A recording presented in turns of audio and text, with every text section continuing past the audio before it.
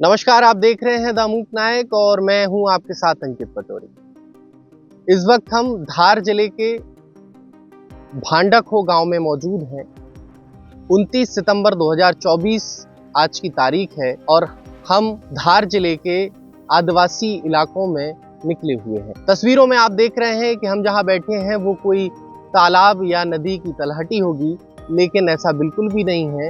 ये तलहटी उन गांव की है जहां 2022 में 14 अगस्त को कारम डैम के पानी से आई बाढ़ के बाद खेतों की मिट्टी बह गई थी।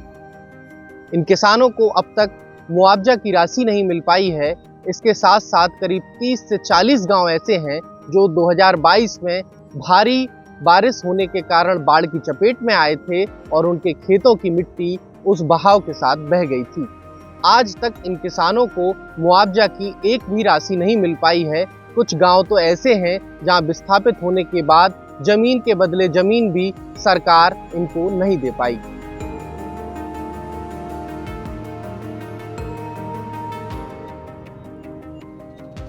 ये है धार जिले का भांडाखो गांव। कभी इस ज़मीन पर कपास, मक्का और गेहूं लहलहाते थे, लेकिन आज यहाँ सिर्फ बंजर पत्थर और चट्टानों के बीच किसान अपनी किस्मत के साथ संघर्ष कर रहे हैं। 14 अगस्त 2022 की वो कयामत की रात, जब कारम डैम से रिसते हुए पानी ने इस इलाके को अपनी चपेट में ले लिया था। धार जिले में 300 करोड़ की सिंचाई परियोजना का सपना देखते किसान अचानक रातों रात बर्बादी का सामना कर रहे थे। 48 घंटे के अंदर 18 गांव खाली कराए गए। सैकड़ों किसान अपने घर और खेत छोड़कर पहाड़ों पर शरण लेने को मजबूर हो गए। बाढ़ ने सिर्फ घर ही नहीं, बल्कि किसानों की जिंदगी की नींव, उनके खेतों को भी छीन लिया। जिन खेतों से कभी उनका परिवार पलता था, वहां आज सिर्फ पत्थर बचे हैं।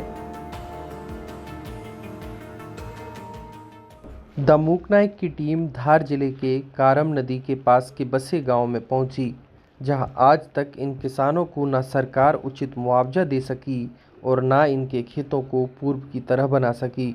नदी के बहाव से बंजर हुई भूमि पर कोई भी फसल उगाना अब संभव नहीं है।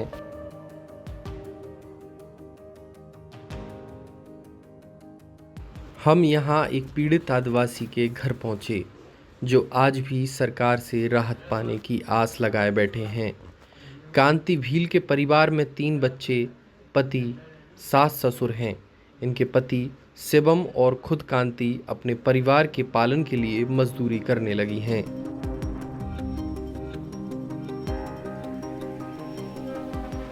मजदूरी करने की ज़रूरत इसलिए पड़ी क्योंकि जो खेत साल 2022 के पहले तक इन्हें कपास, गेहूं, मक्का आदि की फसल देता था, अब नदी की तलहटी की तरह पथरीला हो चुका है।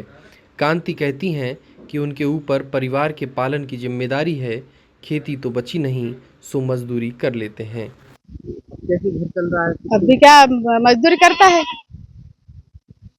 इंदौर में रहता है, फिर अभी इंदौर में काम नहीं चलता था, अब घर आया, फिर अभी ये परेशानी है।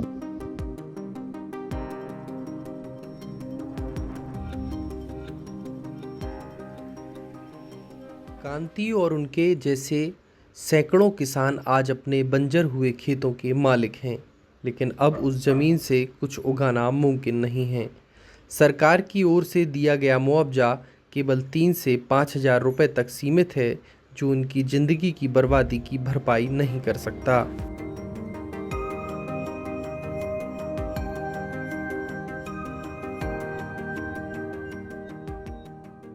पानी का ज़्यादा बहाव होने के कारण हमारी ज़मीनें पूरी तरह नष्ट हो गई है।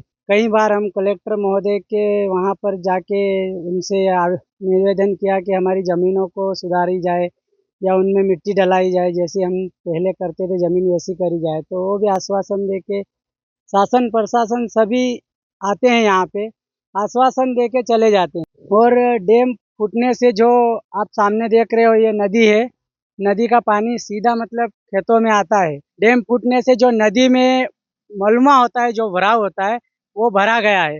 उसकी वजह से जो नदी का पानी अभी आता है तो वो डायरेक्ट हमारे खेतों पे अटैक करता है। तो हम सरकार से यही निवेदन है कि जो नदी है उसको गहरीकरण जैसी पहले थी वैसी की जाए और यहाँ पे हमको वॉल बाउंड्री दी जाए, बाकी हमारी ज़मीनों में पानी आगे रह के मतलब नहीं कूदे। सरकार ने वादा किया था कि इन खेतों में मिट्टी डलवा कर उन्हें फिर से उपजाऊ बनाया जाएगा, लेकिन आज तक ना मिट्टी डाली गई और ना मुआवजा पूरा मिला। मुकेश, जिनके 10 बीघा खेत अब बंजर हो गए हैं, वह बताते हैं कि प्रशासनिक अधिकारी और मंत्री सिर्फ आश्वासन देकर ही चले गए। अब एकदम से पानी आने से हमारी जमीनें सब बह गई, फसलें तो बह गई, जमीन भी साथ में बह गई। 3 साल हो गई, ना तो कोई सुनवाई कर रहा है, ना कोई मुआवजा दे रहा है। अब खेतों को सुधारे, 3 साल का मुआवजा भी दे हमको। हम तो परेशान है ना भैया, बाल बच्चों को पढ़ाएं लिखाएं या खुद का पेट पाले, क्या करें हम। उस वक्त जब 2022 में जब हुआ था, ये बाढ़ आई जी, तो सरकार के मंत्री भी आए थे, सब आए थे, सब लोगों ने आश्वासन दिया था आपको मुआवजा दिया जाएगा, आपकी जमीन सुधारी जाएगी। बस 7-7, 8-8 हजार रुपए दे दिए और मिट्टी का तो नामो निशान नहीं है। अभी भी अगर जाएं कहीं भी तो आश्वासन देते हैं। कलेक्टर पास जाए आए हम 2 बार, कोई बोल रहे अभी मिट्टी नहीं डली, चलो ठीक है डल जाएगी। अब सरकार या तो मुआवजा भी दे और मिट्टी भी डलवाए, हमारी जमीन को जैसी है वैसी करके दे हमको, नहीं तो हम तो धरने पे बैठेंगे। डैम काम चालू होने का है दीपावली से, धरने पे बैठेंगे हम, भले हमको अंदर करे, मारे पीटे, कुछ भी करे, जो भी धारा लगा, हम धरने पे बैठेंगे, काम चालू करने देंगे नहीं डैम को।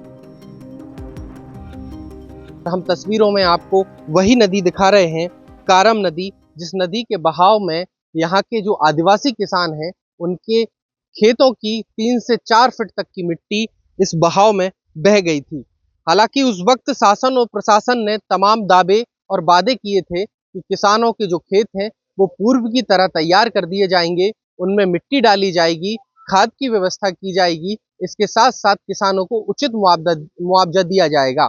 लेकिन हाल ही में हम इन गांवों में मौजूद हैं। किसानों का कहना है कि प्रशासन और सरकार ने जो वादे उनसे किए थे वो आज तक पूरे नहीं हो पाए हैं। ना तो खेतों में मिट्टी प्रशासन ने डाली है और ना ही उचित मुआवजा उनको मिल पाया है।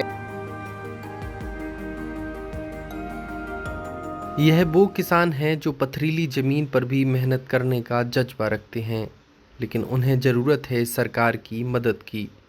सवाल उठता है कि क्या उनका हक और उनका भविष्य उन्हें मिल पाएगा।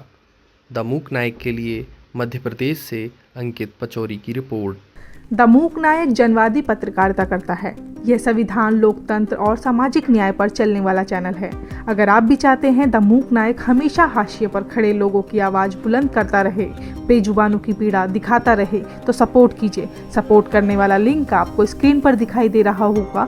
साथ ही डिस्क्रिप्शन में जाकर भी आपको ये लिंक मिलेगा, जहाँ पर जाकर आप हमें सपोर्ट कर सकते हैं और हमारे काम को आगे बढ़ा सकते हैं।